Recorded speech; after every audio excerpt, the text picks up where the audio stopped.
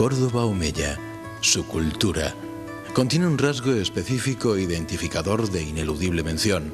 Nos referimos a su función catalizadora de otras culturas, a su espíritu de permisividad positiva frente a lo otro, a lo distinto, a su sentido de la tolerancia capaz de producir la convivencia armónica de diferentes visiones del mundo, de diferentes religiones, dando lugar con ello al nacimiento de una rica tradición civilizadora y a una cultura de rica trama que esta ciudad supo ejemplificar creando un paradigma único en la alta Edad Media frente al fanatismo y la intolerancia de una Europa monolíticamente aferrada y secuestrada por dogmas inalterables y férreos.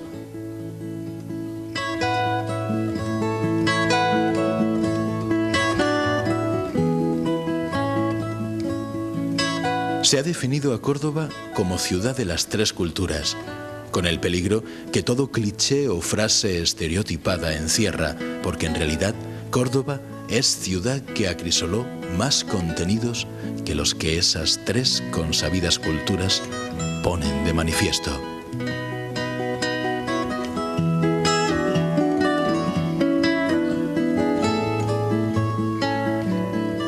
Así, Córdoba, antes que nada, es romana.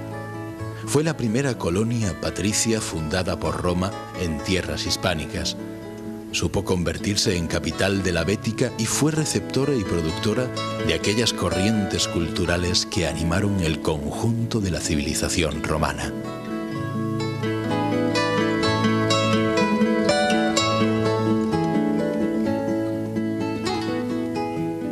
No olvidemos que la Córdoba Omeya se asienta sobre una sólida base clásica, la Córdoba de Claudio Marcelo, Livio Druso, de Séneca, de Lucano.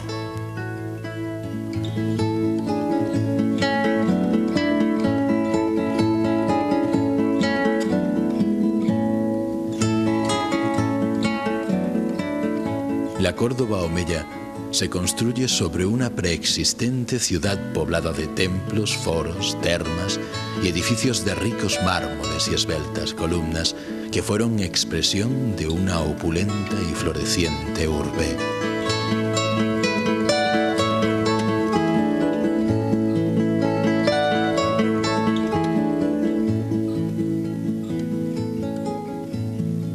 Córdoba, por tanto, es romana, es cristiana, es judía y arábiga y mora, también románica y gótica y mudéjar, renacentista y barroca y muchas cosas más.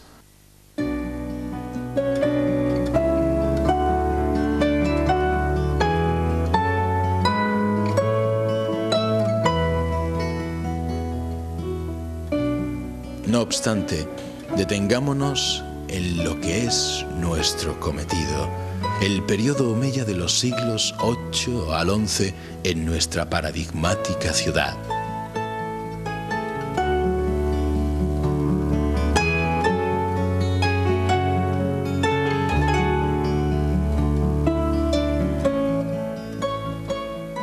Sorprende al visitante cuando pasea por Córdoba cierta sensación de mosaico, de taracea urbana que, lejos de parecer yuxtaposición caótica de arquitecturas o amalgama ortopédica de restos enmudecidos por el olvido, es expresión natural de un sentido, como si con diferentes esquejes se hubiera creado un solo árbol, cuyos frutos son capaces de aunar en su jugo néctares de oriente, pulpas mediterráneas y ese infinito perderse en el aglutinante sabor de un agua dulce y fresca.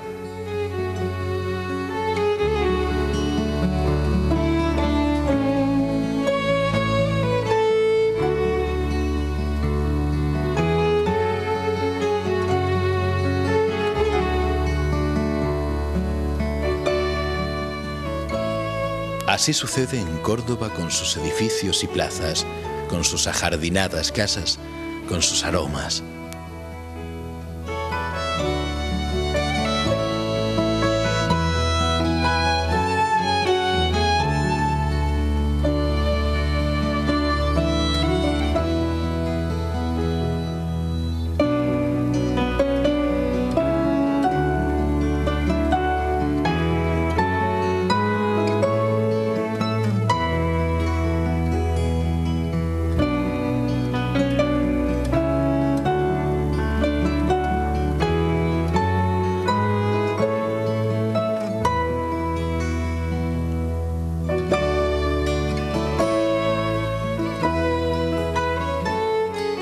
Todo parece haber sido guiado para conseguir la síntesis, la perfecta armonía de la noche con la piedra y el jazmín, de la fuente silenciosa con el azahar, del pensamiento con la palabra, con las diferentes palabras de las distintas culturas que convivieron en la Medina, sin el sobresalto de la represalia.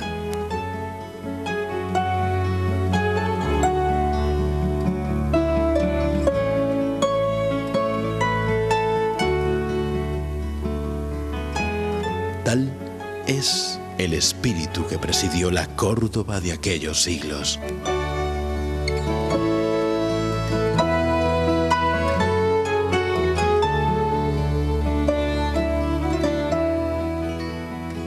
De esta forma, y en esta línea de reflexión, la Córdoba judía nos dejaría su más importante testimonio material en la sinagoga que se nos conserva.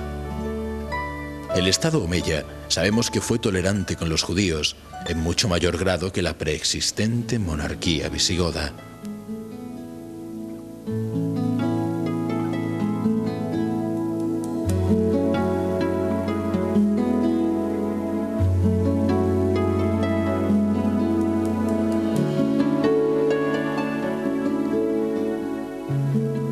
Los omeyas ciertamente favorecieron a los judíos, no solo permitiéndoles libertad para la práctica de su credo religioso y sus actividades económicas, sino incluso así lo hizo Abdelrahman III, integrándolos en la corte, como fue el caso de Abu Yusuf Hasdai ibn Saprut, extraordinario erudito que ejerció como médico y consejero del todopoderoso califa.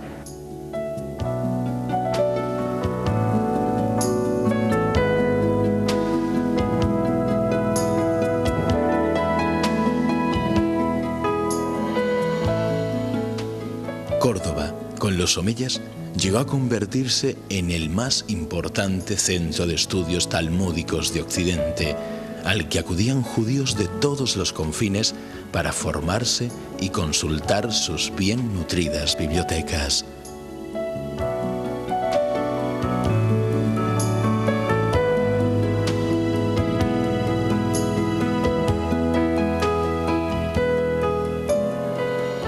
Igualmente, Córdoba y Lucena se convirtieron en centros de desarrollo de la poesía hebrea.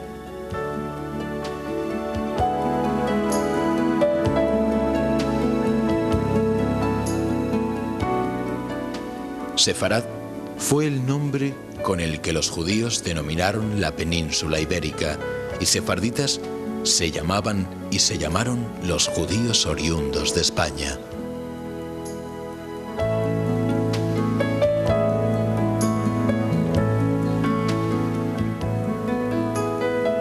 Durante los siglos de esplendor omeya, y gracias al rico espíritu de convivencia que se respiraba en las ciudades de Al-Ándalus, la filosofía y la literatura judías, los estudios talmúdicos y cabalísticos y los saberes considerados en su conjunto recibieron nueva savia desde el pensamiento judío de forma paralela al arábico andalusí, engrandeciendo al ser humano y creando así un siglo de las luces, de la razón y de las artes, que con toda justicia convirtió a Córdoba en ese ómpalos, en ese Alec, centro y punto de referencia de la cultura universal.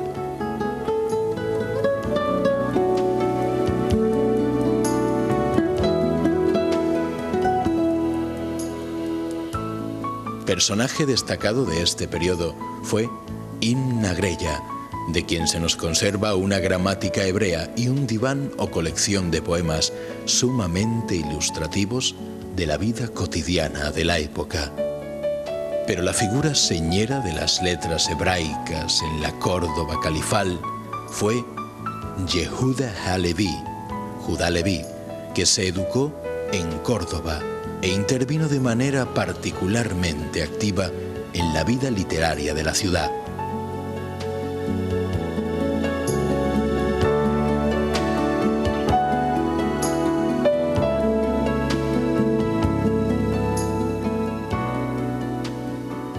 Sin duda, Judá Leví puede considerarse el más grande poeta hebreo de la España medieval. Su poesía profunda acabaría convirtiéndose en uno de los signos de identidad del pueblo judío.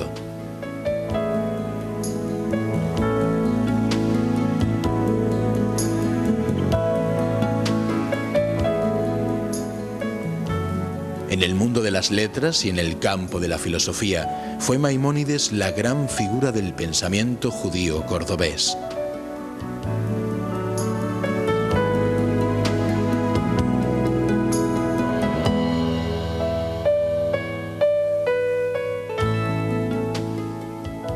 Nacido en Córdoba, recibió una sólida formación en matemáticas, astronomía, filosofía y medicina. Tras la conquista almohade de Córdoba, se refugió en esa otra ciudad universal que fue Alejandría. Allí fundó una escuela de filosofía y allí acabó sus días.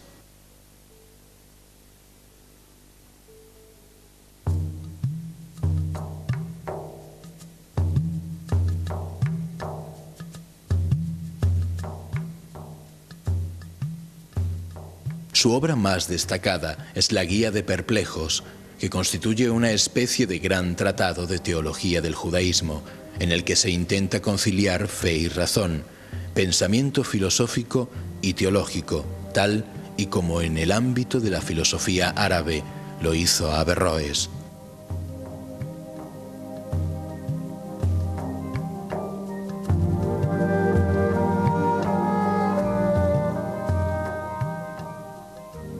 Esta obra llegó a ejercer un considerable influjo sobre la escolástica medieval. Tras Maimónides, comenzaría el decaimiento literario y filosófico de Córdoba, cuya herencia con respecto al judaísmo recogería Toledo.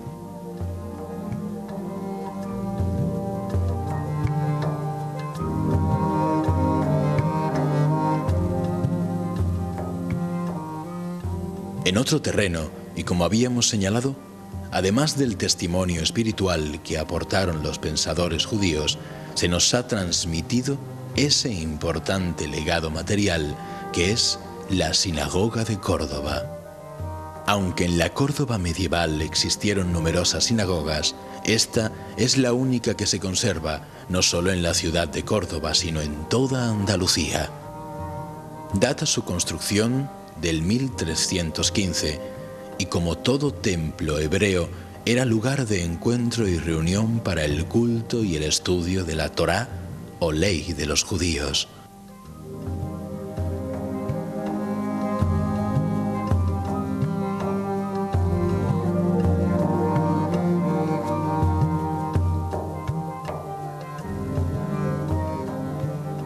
Del primitivo edificio se conserva el vestíbulo, desde el que se accedía a una tribuna de 3 balcones destinada a las mujeres, así como también se conserva la sala de oración de planta cuadrada.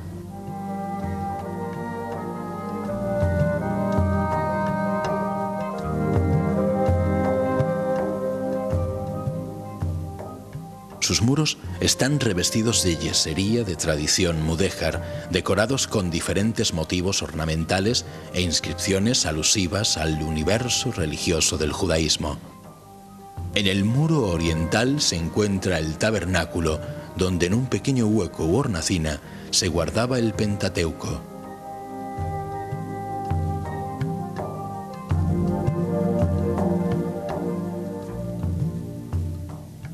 Huella ineludible de la presencia de los judíos en Córdoba aún se percibe en la estrecha calleja en la que está situada el eco de los pasos de los habitantes de una Córdoba en la que ese milagro de convivencia entre árabes y judíos era felizmente ignorante del conflictivo mundo de odios encontrados que se avecinaba.